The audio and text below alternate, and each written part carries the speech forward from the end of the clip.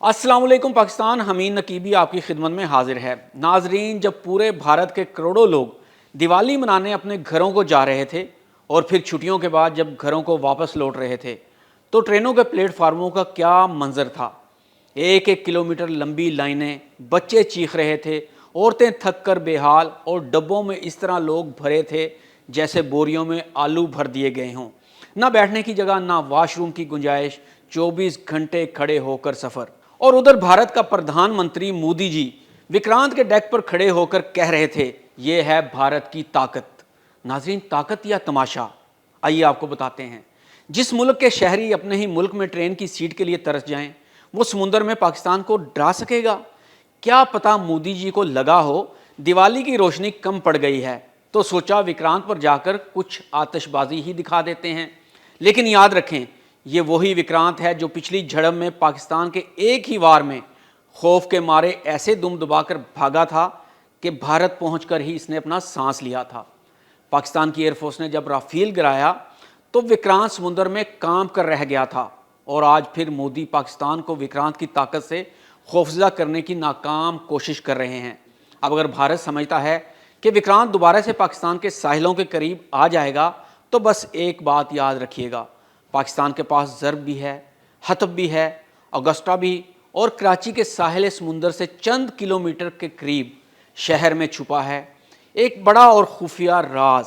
اس کے علاوہ وہ سسٹمز بھی جنہیں پاکستان نے اپنی آخری دفاعی لائن میں رکھا ہوا ہے۔ تو سن لو ہندوستان والوں، اگر اگلی جنگ ہوئی تو شاید وکرانت کو بھاگنے کا موقع بھی نہ ملے، اور اس پر موجود جنگی طیارے اڑ نہیں پائیں گے، اور اگر اڑے تو سلامت واپس نہیں جائیں گے۔ ناظرین، بھارت نے ایک بار پھر جنگی مشقیں شروع کی ہیں۔ زمینی جنگ یا فضائی جنگ تو اپنی جگہ، پاکستان کی بری اور فضائی فوج تیار بیٹھی ہے کہ کب بھارت شرارت کرے اور پاکستان اس کا منہ توڑ جواب دے۔ لیکن آئیے دیکھتے ہیں کہ اگر بھارت نے وکرانت کو دوبارہ پاکستان کے پانیوں کی طرف بھیجا تو پاکستان کے وہ کون کون سے ہتھیار ہیں جو وکرانت اور دیگر بھارتی نیوی کے چتھڑے اڑا دیں گے۔ لیکن آئیں ایک نظر میں دیکھتے ہیں کہ یہ وکرانت آخر ہے کیا، جس پر بھارت کو اتنا غرور ہے، اور پاکستان کے پاس اس کا کیا توڑ ہے۔ ناظرین، بھارت کا aircraft carrier INS Vikrant بھارتی بحریہ کا سب سے بڑا اور جدید جنگی جہاز ہے، جسے انڈین نیوی کا فلیگ شپ کہا جاتا ہے۔ یہ بھارت میں ہی تیار کیا گیا پہلا ملکی طیارہ بردار جہاز ہے، جس کا وزن تقریباً 45,000 ٹن اور لمبائی 262 میٹر ہے۔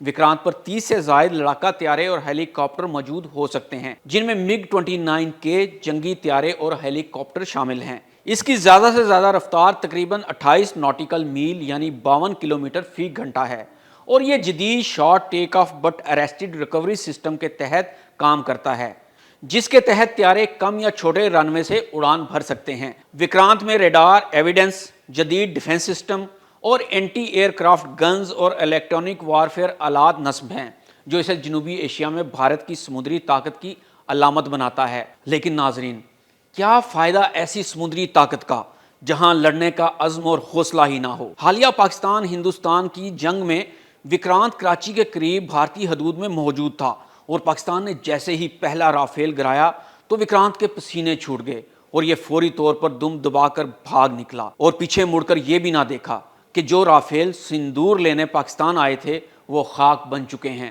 ناظرین، پاکستان نے ایک جہاز، ایک میزائل اڑائے بغیر وکرانت کو واپس بھگا دیا تھا، اور اس بار پھر مودی جی وکرانت کے رن وے سے MiG اڑا کر اور پھول جھڑیاں چلا کر پاکستان کو ڈرانے کی کوشش کر رہے ہیں۔ تو مودی جی جان لیں کہ پاکستان اس بار بھاگنے نہیں دے گا۔ پاکستان کے پاس وہ ہتھیار موجود ہیں جو خاموشی سے وکرانت کے چتھڑے اڑا دیں گے۔ ناظرین، آئیے دیکھتے ہیں یہ ہتھیار کیا ہیں۔ پاکستان نے اپنی ساحلی دفاعی قوت کو مضبوط کرنے کے لیے ضرب نامی اینٹی شپ کروز میزائل متعارف کروایا ہے۔ یہ میزائل دشمن بحری جہازوں کے لیے طویل فاصلے کا خطرہ بن کر ابھرتا ہے اور ساحلی حکمت عملی میں اہم کردار ادا کرتا ہے۔ یہ شور بیسڈ اینٹی شپ کروز میزائل ہے جس کی رینج 200 سے 300 کلومیٹر تک ہے، اور یہ تقریباً 250 سے 300 کلو گرام تک وار ہیڈ لے جا سکتا ہے۔ دفاعی ماہرین کے مطابق ضرب بنیادی طور پر چین کے C602 YJ62 ماڈل سے مماثلت رکھتا ہے، مگر پاکستان نے اسے اپنی ضروریات کے مطابق موافق بنا لیا ہے۔ ضرب ایک مضبوط ساحلی اینٹی شپ کروز میزائل ہے جو دشمن بحری افواج کو مؤثر طریقے سے روکنے، ساحلی دفاع مضبوط کرنے اور سمندری روٹس کنٹرول کرنے کے قابل بناتا ہے۔ یہ میزائل متعدد مشنز میں استعمال ہو سکتا ہے جن میں اینٹی شپ اسٹرائکس اور جوائنٹ آپریشنل سپورٹ شامل ہیں۔ اور اب بات کرتے ہیں پاکستان کے سب سے خوفناک اور خطرناک ہتھیار کی، جو سمندر کے اندر رہتے ہوئے ہی خاموشی سے دشمنوں کی سانس بند کر دیتا ہے، اور یہ ہے آبدوز اگسٹا 90B۔ ناظرین، یہ پوشیدہ آبدوزیں اپنی نوعیت کی خوفناک مشینیں ہیں۔ ان کا AIP نظام انہیں روایتی آبدوز کے مقابلے میں بہت لمبے عرصے تک زیر آب رہنے اور کم شور پیدا کرنے کی صلاحیت دیتا ہے، جس سے وہ دشمن کے سینسر سے بچ کر کارروائی انجام دیتی ہیں۔ یہ آبدوزیں جدید سونار، الیکٹرو آپٹیکل سینسرز اور ہدفی نظام سے لوڈڈ ہوتی ہیں اور عام طور پر ٹارپیڈو اور اینٹی شپ کروز میزائل لے جانے کی صلاحیت رکھتی ہیں، یعنی بڑے بڑے پانی کی سطح پر چلنے والے بحری جہازوں کے لیے اچانک اور سنگین خطرہ بن سکتی ہیں۔ مجموعی طور پر اگسٹا 90B طرز کی AIP آبدوزیں چھپ کر کارروائی کرنے، سمندری راستوں کو کنٹرول کرنے اور کسی بھی بحری بیڑے کے لیے نفسیاتی اور عملی دباؤ پیدا کرنے میں انتہائی مؤثر سمجھی جاتی ہیں۔ ناظرین، پاکستان کا دفاع بہت مضبوط ہے۔ ہندوستان ایک چھوڑ کر 10 بھی INS وکرانت پاکستان کے پانیوں میں بھیج دے، پاکستانی نیوی انہیں تہس نہس کر دے گی۔ اس کے علاوہ بھی ہندوستان والوں سن لو، کراچی شہر میں پاکستان ایئر فورس کے 2 بیس بھی موجود ہیں، جہاں پاکستان کی جدید ترین ایئر فورس پاکستان نیوی کی سپورٹ کے لیے ہر لمحہ تیار رہتی ہے، اور ان دونوں بیسوں سے پاکستانی جنگی جہازوں کے انجن سٹارٹ ہونے کی دیر ہوگی، اور وکرانت تو کیا، کوئی بھی خوفناک جنگی بحری بیڑا بھاگنے پر مجبور ہو جائے گا۔ دوستو، جنگ صرف دھماکوں کا نام نہیں، دیکھنا یہ بھی ہے کہ قوم کتنی متحد ہے، لوگ کتنے محفوظ ہیں، اور قیادت اپنے لوگوں کی فلاح کو ترجیح دیتی ہے یا صرف عوام کو دکھاوا کرتی ہے۔ وکرانت شاندار ہوگا صرف بھارت کے نزدیک، مگر شاندار چیزیں حقیقت میں وہ نہیں جو ہمارے ٹی وی سکرینز دکھاتے ہیں، بلکہ حقیقت وہ ہے جو بھارتی عوام کی قطاروں، بچوں کی تھکن اور ملک میں دنیا کا گندہ ترین ٹرانسپورٹ کا نظام۔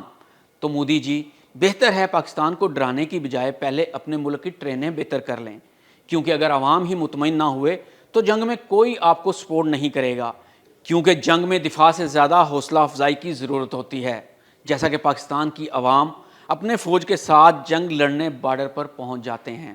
ناظرین، حمید نقیبی کو اجازت دیجیے، اللہ حافظ۔